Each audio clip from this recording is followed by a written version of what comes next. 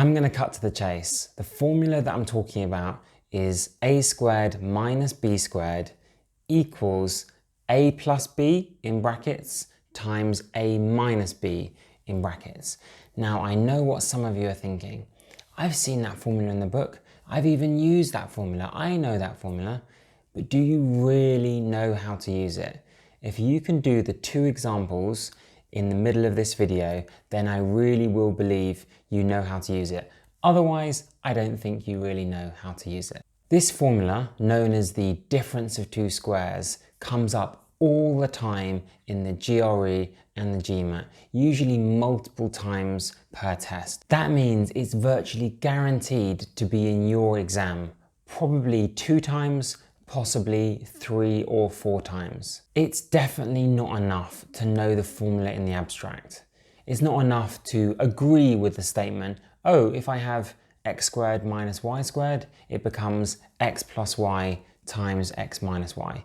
You need to be able to see it in action and do things forwards and backwards. For example, if I showed you in brackets 4x plus y times 4x minus y, would you instantly know that that's 16x squared minus y squared? If not, then you don't know the formula well enough, let alone for the questions I'm about to get into for this video. The single most common mistake that students make with this formula is not even recognizing that the question is testing your use of this formula. I can virtually guarantee you that anytime you can use this formula for a GRE or GMAT quant question, you should use that formula. It's that powerful. For whatever reason, and I've been doing this many years, I've come to realize that the test makers for the GRE and the GMAT simply love this formula. That means that we need to love it, or at least be very familiar with it to ace those tests. And yes, this formula came up multiple times in my real GMAT and GRE tests. Let's get to the first question. Here's my challenge for you. Take a look at this question, and can you do it by pausing the video within 1 minute? If not, then stay tuned for my explanation, and a harder question is coming up afterwards. How do we even start with a question like this? Well, obviously the hint is the topic of this video. We know it's going to be the difference of two squares, but would you have spotted it if I hadn't have prompted you to think of it? Some of you may be saying, well, where are the squares? I just see x to the power of 8 and x to the power of 4. I don't see a square. You need to know that any even power represents a square. Take something like x to the power of 8. You could think of that as x to the power of 4 in brackets squared. That's the same thing as x to the power of 8. So let me re-emphasize. Anytime a number or a variable has an even power, 2, 4, 6, 8, 10, etc., then it is technically a square number. On the left of this equation, therefore, we have a square number take away another square number in the numerator. Therefore, we have the difference of two squares. We have our magic formula. Can you try and factorize for me x to the power of 8 minus x to the power of 4? You should do this even if you can't quite see how that's going to help you with this fraction. It factorizes to x to the power of 4 minus x squared and x to the power of 4 plus x squared. Of course, the order doesn't matter of those brackets. You could have had x to the power of 4 plus x squared on the left. It doesn't matter. For those students who found that a little bit hard, think of x to the power of 4 as our a. That's what was squared to get x to the power of 8. X squared was our b. That was squared to get x to the power of 4. So our a was x to the power of 4 and our b was x squared, hence why it factorizes to x to the power of 4 minus x squared and x to the power of 4 plus x squared.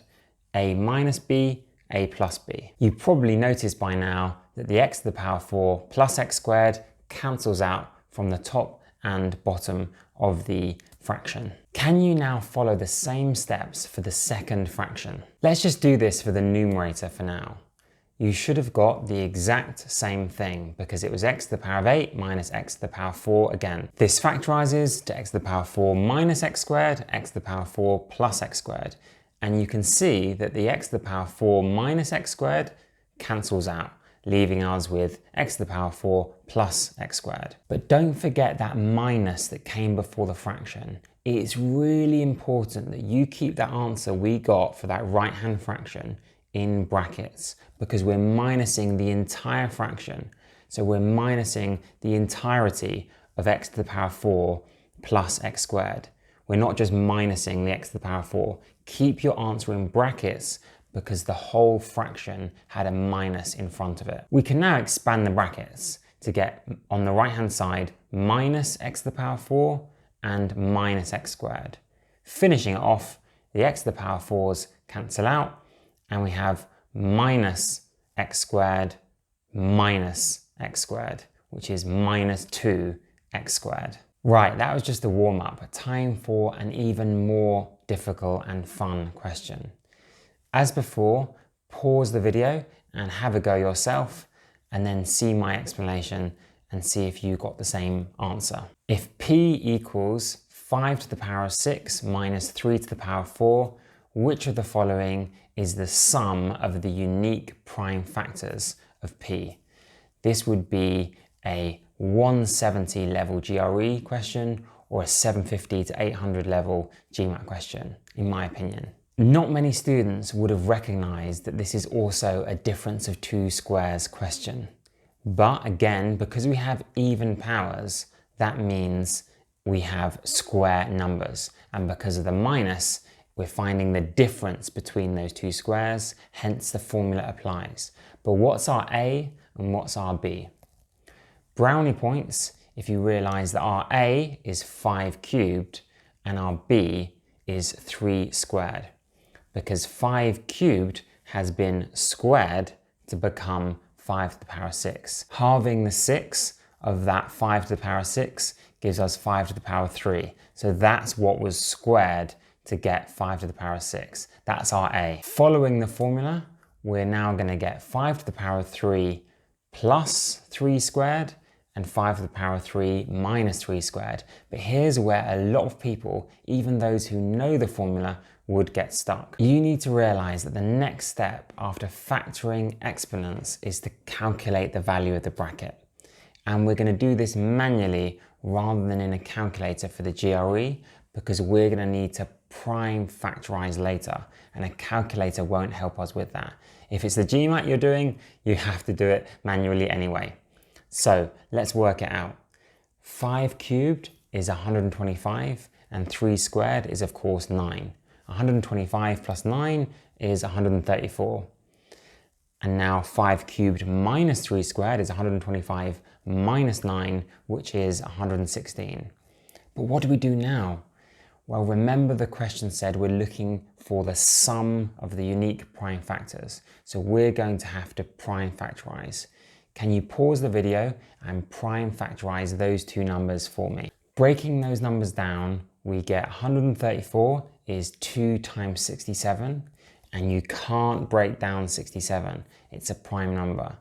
116 is 2 times 2 times 29, and you can't break down 29 because it is a prime number.